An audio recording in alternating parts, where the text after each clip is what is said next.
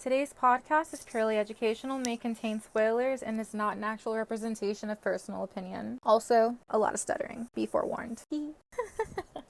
Grand Rising, y'all.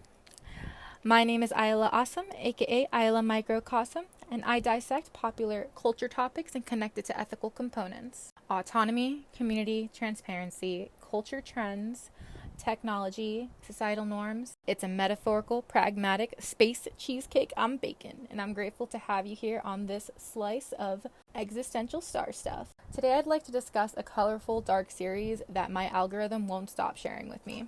Hwang Dong-hyuk is a South Korean film director, producer, and screenwriter. He is best known for directing the 2011 crime drama film Silenced and for creating the 2021 Netflix survival drama series Squid Game. For those of you who haven't seen it, Squid Games is a Korean show that tells the story of people living in crippling debt, and they're given the rare opportunity to win a boatload of money through playing traditional Korean kid games. Little did they know, when they signed up to play, it was either win or die. No in between, but the people all consented and agreed to in terms of the game. So I have to ask, can a person consent to violence, whether it be slapping someone in the face, killing them?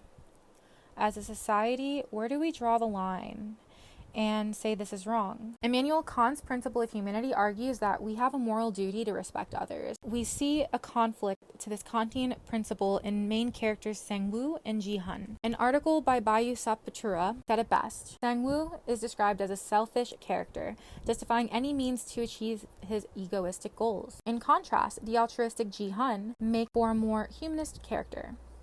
Ji-hun respects, honors, and values each player as people, not just expendable means to his winnings. Sang-woo was already to betray everyone just to win. So imagine your coworker or peer in class who's quick to smile in your face and stab you in the back. You're a means to their end, to reaching a higher position, making sure that they always come out winning despite those who are left behind in their wake. With all the deception and brutality that took place over the course of the series, it's easy to say that people's moral codes were suspended.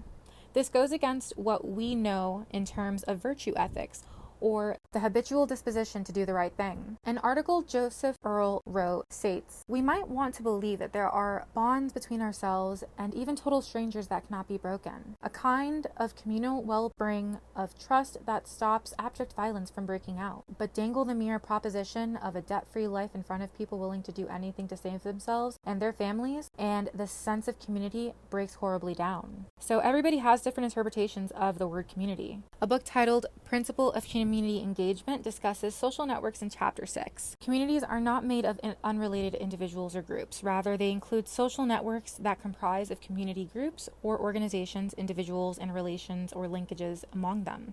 Social networks are crucial to every aspect of community engagement. So in this case, my community would be those specifically interested in cartoons. If I saw someone rocking a Steven Universe t-shirt or a Tokyo Ghoul anything, I'd be like, you got me. We're gonna be friends now. Because those are the types of people that I'm always drawn to and want to hang. Switching back into Squid Game gears, I found this article written by columnist Robert J. Samuelson, and he said this specific quote which felt very relevant to the show.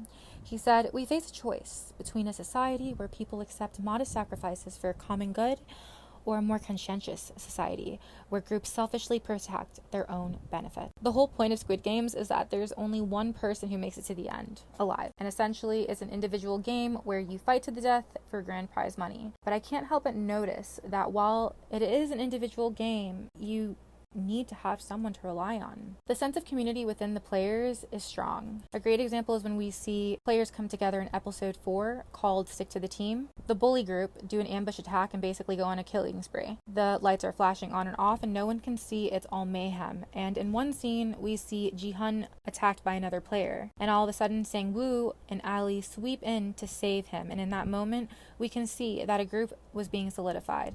They had each other's backs as they were fighting off the other players, as they were frantically trying to save themselves and find the old man, Bayok. And for the rest of the season, this group stood side by side together, which is all great and all, but I definitely do also want to discuss the ideas of harm. Harm in media ethics considers acts that set back someone's interest and undermine human dignity. Squid Games invites an audience into reality where self-interest is rewarded and morality is questionable. Character development is challenged in gameplay throughout the series. Humanity's egoism is juxtaposed with altruism. American trends push this series to success, glorifying the perception that this elite in this game is dangerous, cold, and volatile. So are we any better? While even having a viable opinion on this, it's notable to mention that depending on the ethical philosophy you're navigating through this media, it's face-threatening culturally. Today's popular social media trends connect to Squid Games. Fans of the shows were creating memes and telling inside jokes, and the only way to get the joke was to watch the show. This also goes without saying. Discussions on Twitter and Reddit on disclosure, media ethics, and objectivity are also challenged with Squid Games' popularity. Praising Squid Games on a media-based platform can cause discrepancies in disclosures for blogger and journalist motivation. So, by the way, we aren't sponsored by Netflix, but consider the characters an example of doing what a moral agent ought to do in virtue and duty. Ethical dilemmas run deep, and it's hard to distinguish representation, liberty-based or freedom-based. Are the game contestants morally chosen? Targets are carefully researched. In the first episode of Red Light and Green Light, flight or fight responses are inevitable. More than half the players chose flight, and by the end they were murdered before they could even process the consequences of losing.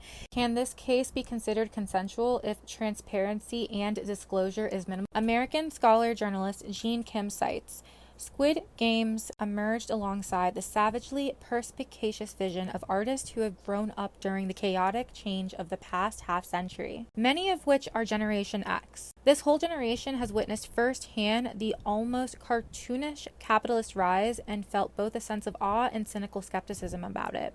But is it really denial? The desire to succeed at all costs distorts what indeed constitutes harm and autonomy. So I'll end with this.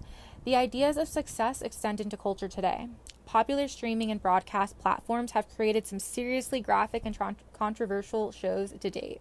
The audience doesn't know what it wants until they get it. So we want this, right? I'd love to hear what you guys think. If you guys like what you hear, please feel free to subscribe. If you guys want me to do research on anything that piques your interest and put an ethical twist on it, let me know and I'm happy to oblige. A big shout out to Alana and Nicole, my lovely sweet peers from media ethics classes, who allowed me the opportunity to use this project as my inspiration. I will be dropping some NFT art on OpenSeas after every podcast on the low in hopes to connect and share my journey with you all. Thank you guys so much for tuning into this week's episode of Existential Star Stuff. Microcosm signing off. Stay safe, stay golden.